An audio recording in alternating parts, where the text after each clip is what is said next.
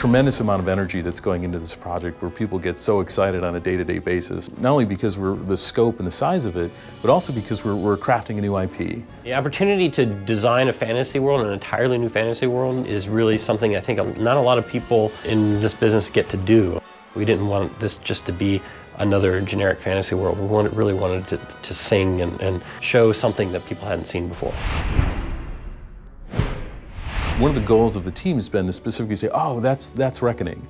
You know, we really wanted to have a signature style that was recognizable and that was carried through all the different elements of it. It's not just about making a great looking sword, for example. Like, it's got to be a sword that looks like it fits in the universe, but also works with these armor sets, that also works with these effects, that also feels like it's got some age and wear. And the beauty of it is that we've got all this fantastic material to draw from the lore that's been written and from the narrative designers, so that we can say, okay, this sword is not just a sword, but the glyphs on the sword actually mean something, and they're part of a language that was built. And the materials, if there's a gem in there, well, why does the color of that gem matter? It does. And a lot of games, it's not as deeply considered. We knew early on we really wanted a game that was colorful and lush. We felt that was something that was really neat about our game. It set our game apart from other games in this genre. It fit right in line with R.A. Salvatore's line about, you know, when you ask someone to save the world, you want to give them a world worth saving. We really wanted it to have that dark storybook kind of sensibility to it,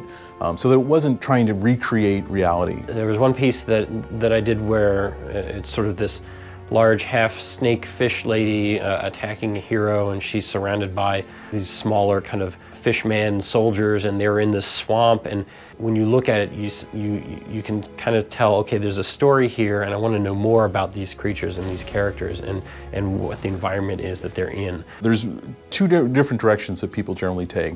Either really try to make it photoreal, or they try to design it, like design every element, and we went the second path. So the role of a concept artist is basically to take the initial ideas that come either out of brainstorming meetings or from designer documents, sort of visualize them in 2D.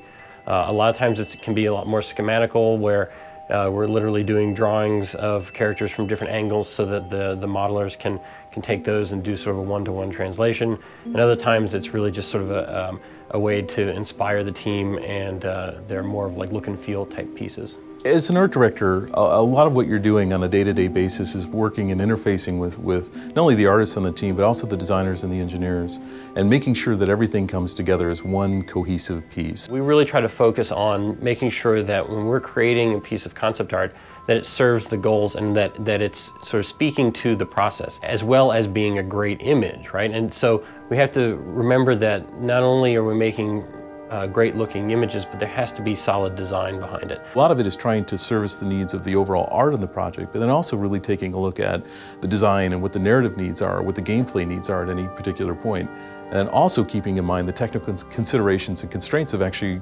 producing a game that we can put on a box that people can play.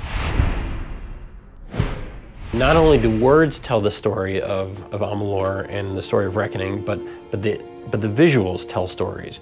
Specifically, we'll do things like stained glass windows that tell a story or fable that's told by generations of the Fae, or come into a dungeon, an ancient dungeon ruin.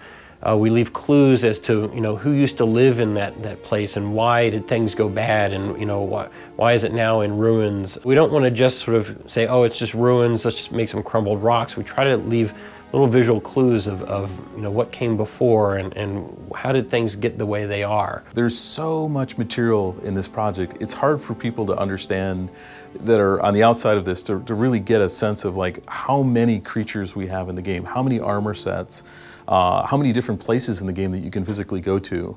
Some of the times we talk about this, it's like someone laying out an entire state, you know, like road by road, signpost by signpost, and making sure that all of it feels filled in and cool and cohesive and all put together. We don't want to just go, okay, you know, everybody knows what a troll looks like. We really want to think about the creature and the design of it from the ground up. One of the things that typically is difficult about putting large creatures into a game, you don't want it to look like you're just sort of hacking at their knees. We really wanted to bring the most important or most interesting part of the troll, which is his big, massive head, down closer to your level.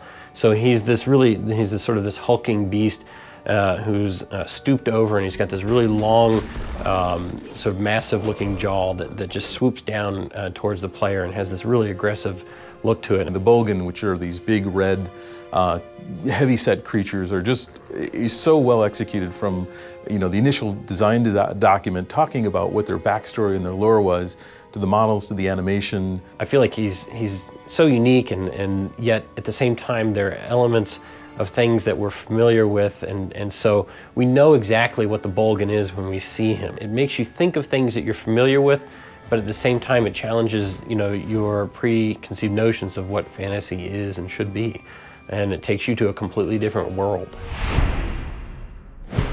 A lot of games and movies today, you know, very little is left to the imagination of the viewer. And while, you know, there's a lot of really fun and exciting and amazing things in the world of Reckoning, we also want to leave them with this hint that it's all part of an even more massive and compelling world. One of the things that's been said a lot, you know, that there's this 10,000-year history that RA has developed. It really is there.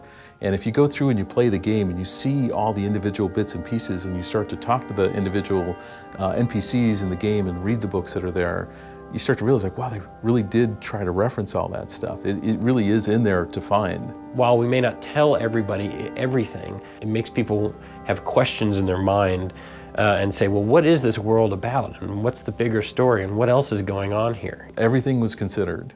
And I hope they walk away with that.